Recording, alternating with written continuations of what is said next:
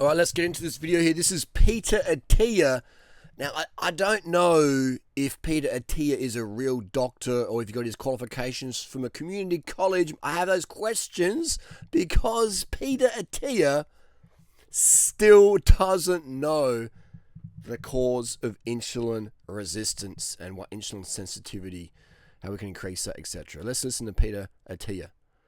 Glucose disposal, insulin sensitivity. I mean, it seems like both of these things are affected by the contractions of muscle. And Now, what these people love to do is go verbiose, full-on tech talk over the top of your head. So you just be like, well, I don't want to admit I don't know what you're saying because it might make me look dumb, but I'll just, yeah, okay, yeah, you guys are right. Yeah, what are you selling? I'll buy it because it's tech, bro. So they just use this jargon to really bamboozle people, and all these people do that.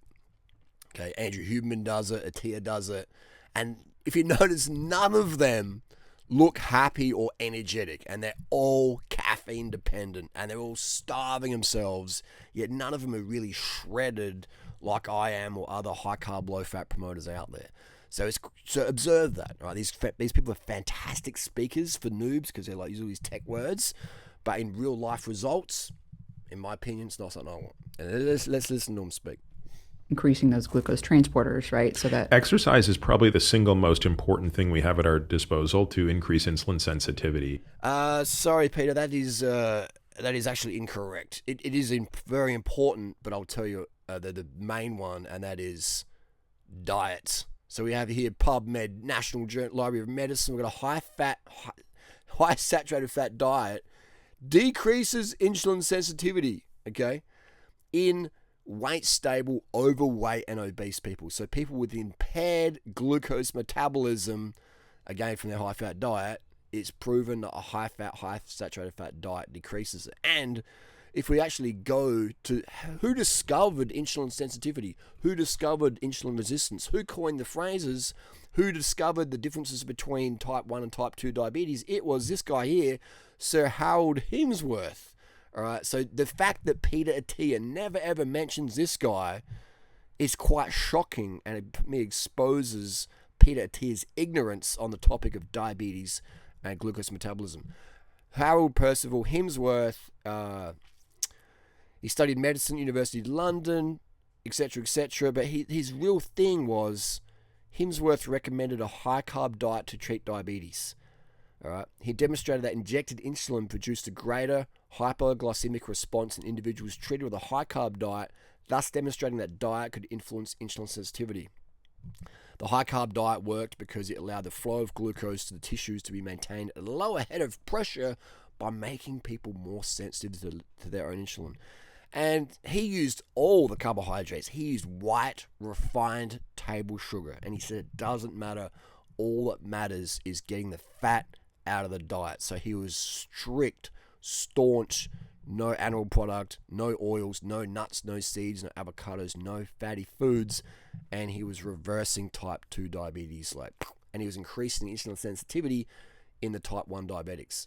But you have guys like Peter Attia don't mention that. Peter Attia, my direct question to you, why do you not mention Harold Hemsworth, who created the coin? If you're going to use Harold Hemsworth phrases, insulin sensitivity, it's only respectful to give him credit for that and talk about his legacy and the diet he recommended. But I guarantee you, Peter Attia will never mention that. Why is that? Because he doesn't want to lose clout with the overweight Westerners who want to hear good things about their bad habits. Bacon's a health food. Stay away from fruit. Carbs are bad. Fruit's okay a little bit, but it's got sugar, so stay away. You know what I mean? It's just they just love telling people good things about their bad habits so they get clout. And remember, Peter Attia, he trains way more than me. And the dude isn't even fit. Like his FTP's like 120 or something like that. And mine would be too if I ate such a high fat, low carb diet like he does. And he's not even lean, as lean as he wants to be. I mean, just saying. Okay, let's listen a bit more.